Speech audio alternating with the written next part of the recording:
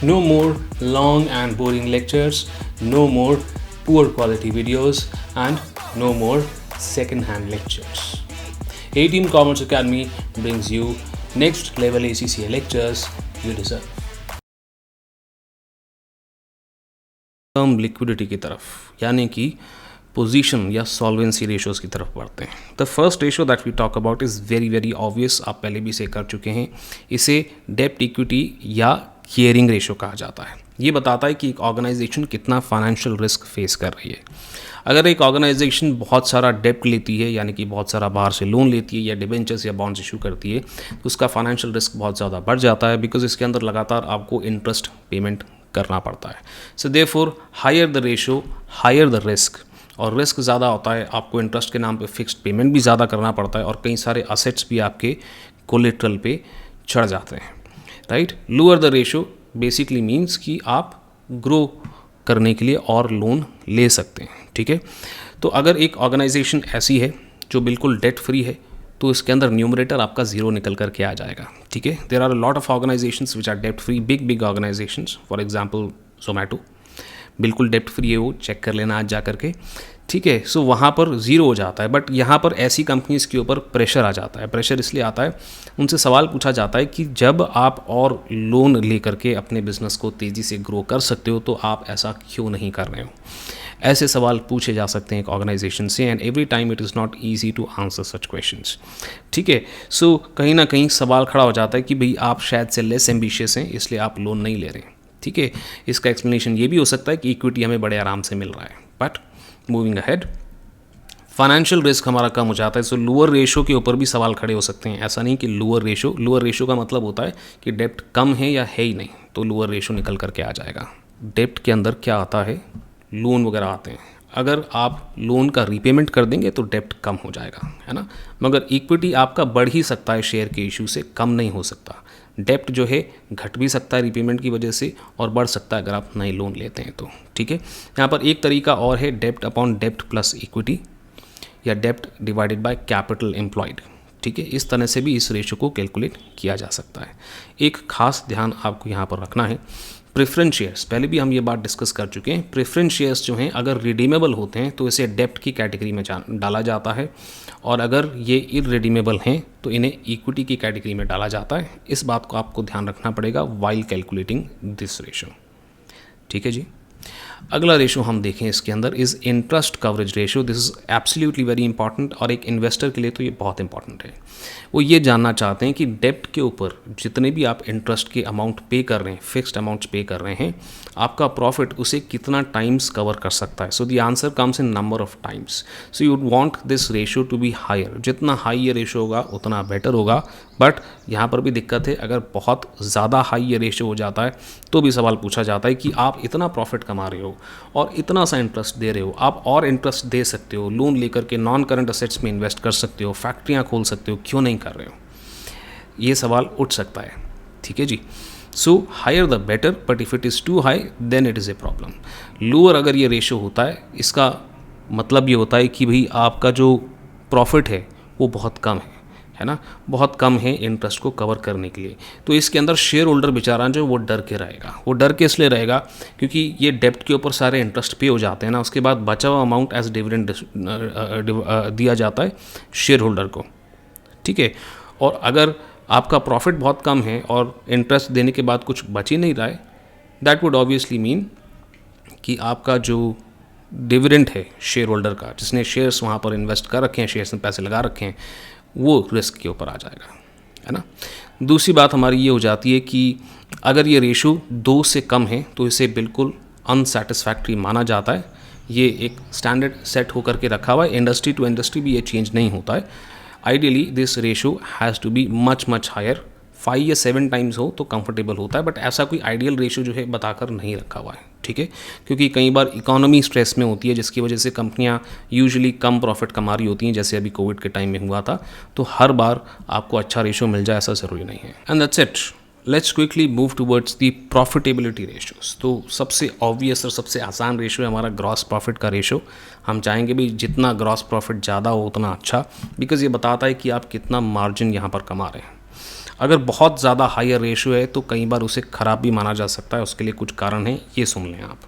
कारण पहला ये है कि आप ज़्यादा माल बेच नहीं पा रहे हो और सेलिंग प्राइस बढ़ाए चले जा रहे हो, तो मार्जिन तो आपको ज़्यादा दिखाई देगा, बट माल आप ज़्यादा बेच नहीं पा रहे हो, तो ये ज़्यादा समय तक सस्टेन आप नहीं कर सकते। बिज़नेस जो है आगे पीछे जा कर के ये जो हाई सेलिंग प्राइस का एडवांटेज है वो खो देगा।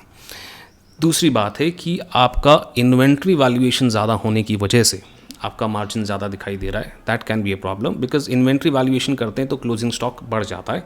क्लोजिंग स्टॉक बढ़ जाता है, कॉस्ट ऑफ सेल्स उस वजह से कम हो जाएगा, बिकॉज क्लोजिंग स्टॉक माइनस होता है इसमें से। एंड अगर कॉस्ट ऑफ सेल्स कम होता है तो मार्जिन ज़्यादा दिखेगा, है ना।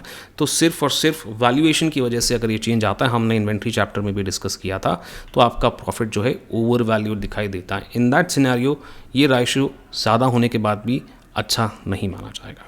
कुछ और फैक्टर्स भी हैं जो इफ़ेक्ट करते हैं ग्रॉस प्रॉफिट रेशियो को। पहला है प्रोडक्ट मिक्स। प्रोडक्ट मिक्स यानी कि आपके पास लेट से 3 टाइप के प्रोडक्ट हैं, तो हर प्रोडक्ट के अंदर सेम प्रॉफिट तो हम कमाएंगे नहीं। भाई एक दुकानदार ब्रेड बेच रहा है तो उसके ऊपर अलग मार्जिन होगा, कोल्ड ड्रिंक बेच रहा है तो उस पर अलग मार्जिन होगा, चिप्स बेच रहा होगा तो उस पर अलग मार्जिन होगा, ठीक है। तो अब कौन सा प्रोडक्ट कितनी क्वांटिटी में बिक रहा है ये भी डिसाइड करता है कि आपका ग्रॉस प्रॉफिट मार्जिन कितना है। तो अगर आप हायर मार्जिन वाला प्रोडक्ट ज़्यादा बेच रहे हो, लो मार्जिन वाला कम बेच रहे हो, तो ऑटोमेटिकली आपका ग्रॉस प्रॉफिट मार्जिन हाई दिखाई देगा।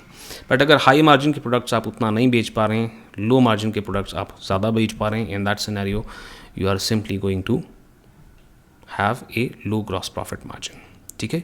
वैसे ही प्रोडक्शन कॉस्ट भी इस रेशो को अफेक्ट कर सकते हैं। अगर आपके रॉ मटेरियल्स कम कॉस्ट पे मिल रहे हैं, लेबर के ऊपर खर्चा आपका कम हो रहा है, automatically your cost of sales is going to reduce, और कॉस्ट ऑफ सेल्स हमारी कम हो जाती हैं तो ग्रॉस प्रॉफिट मार्जिन ज़्यादा दिखाई देगा। ये कुछ और रीजंस हैं, बट वो कहते हैं कि आप एक ऑर्गेनाइजेशन का ग्रॉस प्रॉफिट रेशो देख करके यूँ ही ना खुश हो जाएं, आप उसे अपने पिछले साल के परफॉर्मेंस से चेक करें, और अगर बढ़ रहा है तो अच्छी बात है, और इंडस्ट्री एवरेज से भी कंपेयर करें, क्योंकि कुछ बिजनेसेस ऐसे होते हैं जिनका इनहेरेंटली ग्रॉस मार्जिन जो होता है बहुत कम होता है, और कुछ बिजनेसेस जैसे कि FMCG के जो बिजनेसेस होते हैं जैसे हिंदुस्तान यूनिलीवर, आप देखोगे उनका ग्रॉस मार्जिन हाई होता है, ठीक है। और इसलिए जब इन्फ्लेशन चल रहा होता है तो ऐसी कंपनियों के शेयर्स खरीदना बेटर होता है। एनीवेज, इसके बारे में बाद में बात करेंगे। फ़िलहाल ये बात तो हमें क्लियर है कि हमें सिर्फ स्टैंड अलोन हम कंपनी का रेशो देखें तो बात नहीं बनेगी, पिछले साल से भी कंपेयर करना चाहिए और साथ ही साथ में कॉम्पिटिटर्स से भी कंपेयर करना चाहिए टू अंडरस्टैंड बेटर। अगली बात आती है हमारी ऑपरेटिंग प्रॉफिट मार्जिन की, जो कुछ बात और करता है, यानी कि ग्रॉस प्रॉफिट मार्जिन को जो फैक्टर्स इफेक्ट करते हैं इस रेशो को भी करेंगे। यहाँ पर भी रेशो जितना ज़्यादा होगा उतना बेटर है, बट यहाँ पे कुछ और खर्चे हो जाते हैं, जैसे कि डिप्रिसिएशन ज़्यादा, डिप्रिसिएशन से ये रेशो अफेक्ट हो सकता है, ग्रॉस प्रॉफिट अफेक्ट नहीं होता है। ऐसा भी हो सकता है कि अगर एक कंपनी बहुत सारे नॉन करंट असेट्स खरीद रही है तो उसकी डिप्रिसिएशन ज़्यादा हो जाती है, ठीक है। But this is not bad. Why this is not bad? Because जब भी आप कोई नॉन करंट असेट्स खरीदते हो, लेट से आपने फैक्ट्री खरीद ली, तो इमीडिएटली आपकी सेल्स बढ़नी शुरू नहीं हो जाती हैं, ठीक है। सो कई बार ऑपरेटिंग मार्जिन कम आता है। क्यों? क्योंकि आप नॉन करंट असेट्स खरीद रहे हो जिसकी वजह से डेप्रिसिएशन बढ़ गया है, जिसकी वजह से आपका ऑपरेटिंग मार्जिन कम हो गया है। सो तब ऑपरेटिंग मार्जिन ख़राब कंसिडर नहीं किया जाता। सो एक पर्टिकुलर कंपनी के अंदर मैंने इन्वेस्ट किया था जिसके अंदर 3 साल से उनका ऑपरेटिंग मार्जिन बहुत लो चल रहा था, बट जब मैंने ये पता किया कि नॉन करंट असेट्स ज़्यादा खरीदने की वजह से डेप्रिसिएशन का उनका एक्सपेंस बढ़ गया है, और वो जो नॉन करंट असेट्स उन्होंने खरीदे हैं, जो फैक्ट्रियाँ उन्होंने शुरू करी हैं, उनकी सेल्स 2 साल 3 साल 4 साल के बाद दिखनी शुरू होंगी, तो मैं रिलीव हो गया, ठीक है जी। तो एक प्रैक्टिकल आपको मैंने बात भी बता दी। वैसे ही एडवर्टाइजमेंट एक्सपेंडिचर, कोई नया प्रोडक्ट लॉन्च किया है तभी भी ये जो रेशो है हमारा कम हो सकता है, and in that case also a lower operating margin ratio will not be bad, ठीक है। अगेन सेम इस रेशो के अंदर हम बात कहेंगे कि इसे पिछले साल से कंपेयर करना और इंडस्ट्री एवरेज से कंपेयर करना आपको एक बेटर पर्सपेक्टिव देगा। अगली बात प्रॉफिटेबिलिटी रेशोज़ की is return on capital employed. सबसे क्लासिक रेशो है, क्लास 12th में भी आपने कैलकुलेट किया था। मैं $1 लगा रहा हूँ तो कितने पैसे कमा रहा हूँ, इसका सिंपल ये मतलब है, how much am I investing and on every $1 that I am investing how much I am making, ठीक है। तो ये यहाँ पर कैलकुलेट किया जाता है। Obviously higher the ratio better it is. कई बार ऐसा होता है कि आपका रिटर्न ऑन कैपिटल एम्प्लॉयड कम हो रहा होता है, ठीक है, और वहाँ पर हम घबरा जाते हैं। बट सेम लॉजिक जो मैंने अभी आपको बताया, नॉन करंट असेट्स अगर आप खरीद रहे हैं, if you are purchasing non current assets, यानी कि आपका जो पैसा है, जो कैपिटल आप एम्प्लॉय कर रहे हो, जहाँ इन्वेस्ट कर रहे हो, वो इन्वेस्ट कर रहे हो नॉन करंट असेट्स के अंदर, तो ऑटोमेटिकली ऑपरेटिंग प्रॉफिट आपका कम ही निकल कर आएगा, ठीक है, क्योंकि उन्हें पैसा आपको कमा करके देने में कुछ समय लगता है, ठीक है। सो अगेन, अगर रिटर्न ऑन कैपिटल एम्प्लॉयड कम है, बट वो इसलिए कम है क्योंकि आप बिजनेस को एक्सपांड कर रहे हो, तब इस रेशो को अच्छा माना जाता है। प्लीज़ अंडरस्टैंड एक बात जो मैं यहाँ रिपीट कर रहा हूँ, अंडरस्टैंडेबिलिटी पे आपको ध्यान देना है। जो चीज़ें मैं अभी आपको बता रहा हूँ F7 का बेस भी बना रही हैं और एग्ज़ाम में आने वाले क्वेश्चंस को सॉल्व करने में मदद भी करेगा। प्लीज़ अंडरस्टैंड, ACCA चाहता है कि आप ये जो रेशोज़ है ना, इन्हें बेटरली इन्हें आप बेटर तरीके से अंडरस्टैंड करें, ठीक है ना। ये ज़्यादा प्रायोरिटी हमारी यहाँ पर। चलिए जी, अगली बात करते हैं प्रॉफिटेबिलिटी रेशोज़ के अंदर नेट असेट्स टर्नओवर रेशोज़। यहाँ पर हम ये देख रहे हैं कि हमारे $1 इन्वेस्ट करने से प्रॉफिट नहीं देख रहे, हम देख रहे हैं कितना माल हम बेच पा रहे हैं, ठीक है। यहाँ पर एक ही चीज़ आपको समझने की ज़रूरत है, रेशो जितना हाई है उतना बेटर है, कि एफिशिएंसी दिखाता है कि कम से कम पैसे के अंदर हम ज़्यादा से ज़्यादा सेल्स जनरेट कर पा रहे हैं, ठीक है। बट अलग अलग टाइप के बिजनेसेस के अंदर ये रेशो अलग अलग होता है। कुछ बिजनेसेस ऐसे होते हैं जिन्हें बहुत कम पैसे के अंदर बहुत सारी सेल्स मिल जाती है, ये चाट पकौड़ी का बिज़नेस हो गया, उसका आप एग्जाम्पल ले सकते हैं। कुछ बिजनेसेस ऐसे होते हैं जिसके अंदर बहुत सारा पैसा लगाना पड़ता है, फिर ही आप कुछ कमा पाते हैं, जैसे बड़ी फैक्ट्री खोलना या कोई बड़ा शोरूम खोलना, ठीक है। So depends upon the type of business and because of this very reason इसे आप स्टैंड अलोन नहीं समझ पाएंगे, आपको इसे कंपेयर करना पड़ेगा पिछले सालों से और अपने कॉम्पिटिटर्स के रेशोज़ से। अगली बात हम देखें, रेशोज़ के बीच में जो रिलेशनशिप है वो आपको समझना बहुत ज़रूरी है। रिटर्न ऑन कैपिटल तो हमने डिस्कस किया ही है। रिटर्न ऑन कैपिटल एम्प्लॉयड अपने आप में काफ़ी नहीं है आपको 100% पिक्चर देने के लिए, क्योंकि हो सकता है रिटर्न ऑन कैपिटल एम्प्लॉयड देख करके आपको अच्छा लगे because it is a high ratio, but you need to understand why this ratio is good और बैड। इसके लिए आपको ऑपरेटिंग मार्जिन और असेट टर्नओवर को आप अलग अलग देखोगे ना, तो आपको अलग अलग कंक्लूजन दिखाई देगी। जैसा कि मैंने आपको अभी थोड़ी देर पहले कहा, ऐसा बिजनेस जो आपको बहुत ज़्यादा मार्जिन देता है, बहुत ज़्यादा मार्जिन देता है, लो मार्जिन वाले जो हाँ ज़्यादा मार्जिन देता है, जैसे ज्वेलरी का बिजनेस हो गया, राइट, उसके अंदर कम माल बेचकर भी आप बहुत सारा कमा सकते हैं। एंड यही आपको इन दो रेशोज से पता चलता है, राइट। ऑपरेटिंग मार्जिन आपका बहुत हाई निकल करके आएगा और असेट टर्नओवर रेशो जो है कम निकल करके आएगा, ठीक है। लो मार्जिन बिजनेस के अंदर operating profit ratio is going to be low but the asset turnover is going to be high, यानी कि ज़्यादा माल बेच करके आप कम प्रॉफिट कमा रहे हैं, ठीक है। तो ये चीज़ अगर आप सिर्फ रिटर्न ऑन कैपिटल एम्प्लॉयड देखोगे तो समझ नहीं आएगा, बट अगर आप देखें ऑपरेटिंग मार्जिन और असेट टर्नओवर रेशो को मल्टीप्लाई कर दें तो रिटर्न ऑन कैपिटल एम्प्लॉयड ही आता है, ठीक है। तो ये रिलेशनशिप आपको जानने की ज़रूरत है। तो अब हम आखिरी डिस्कशन के ऊपर आ रहे हैं, जो मैंने आपको पिछले सेशन के अंदर बताया था कि रेशोज़ अगर इंक्रीज़ होते हैं तो वो किस वजह से इंक्रीज़ होंगे, या तो उनका न्यूमरेटर के अंदर जो भी आइटम है वो बढ़ रहा होगा, या तो उनका डिनोमिनेटर डिक्रीज़ हो रहा होगा। और वैसे ही डिक्रीज़ इन रेशोज़ कैसे आएगा, न्यूमरेटर अगर डिक्रीज़ हो जाता है तो रेशोज़ डिक्रीज़। तो ऐसा हम बोल सकते हैं कि न्यूमरेटर का डायरेक्ट रिलेशन है और डिनोमिनेटर का इन्वर्स रिलेशन है, क्योंकि न्यूमरेटर बढ़ता है तो रेशो घटता है ना, रेशो घटता है, और अगर डिनोमिनेटर बढ़ता है तो ratio, right, the ratio is going to increase. तो सर ये बात हमें ध्यान रखने की ज़रूरत क्यों है, 12th के अंदर भी कुछ इसके क्वेश्चंस आए थे, बट इसके ऊपर ACCA जो है काफ़ी सवाल पूछता है कि ऐसा कोई ट्रांजैक्शन हो गया तो रेशो के अंदर क्या होना चाहिए, क्या वो बदलेगा नहीं, क्या उसमें इंक्रीज़ आ जाएगा, क्या उसमें डिक्रीज़ आ जाएगा, आप ये बताएं, ठीक है। तो अब इस नॉलेज का इस्तेमाल करके देखते हैं कुछ क्वेश्चंस के अंदर, and then our session is over, ठीक है जी। शुरू करते हैं।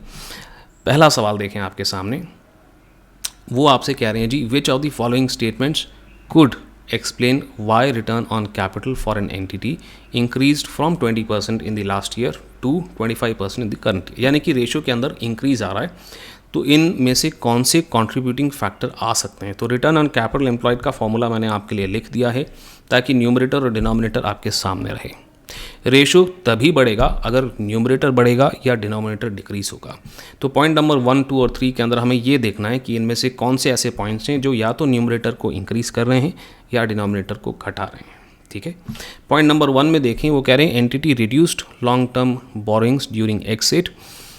तो लॉन्ग टर्म बोरोइंग्स की जब आप पेमेंट करते हैं तो वो कम हो जाता है। Long term borrowings is a part of capital employed, तो डिनोमिनेटर हमारा कम हो जाएगा ऐसा करने से, है ना। And yes, this is going to be a perfect reason. ये बिल्कुल सही रीज़न है, इसकी वजह से ये रेशो इंक्रीज़ हुआ होगा। पॉइंट नंबर 2, वो कह रहे हैं entity manage to increase the profit margin. अगर प्रॉफिट मार्जिन बढ़ जाएगा तो न्यूमरेटर बढ़ जाएगा, and yes because of that the ratio is going to increase. So point number 1 और 2 मेरे हिसाब से करेक्ट आंसर्स हैं, जिसकी वजह से रेशो बढ़ा होगा। पॉइंट नंबर 3 भी डिस्कस कर लेते हैं। Entity made an issue of shares, उन्होंने शेयर्स इशू कर दिया है for cash during x date to finance capital expenditure. तो अगर आप शेयर्स इशू करते हैं तो कैपिटल एम्प्लॉयड आपका बढ़ जाएगा। Capital employed is in denominator, denominator बढ़ता है अगर तो रेशो कम होता है। सो point number 3 could not be the reason.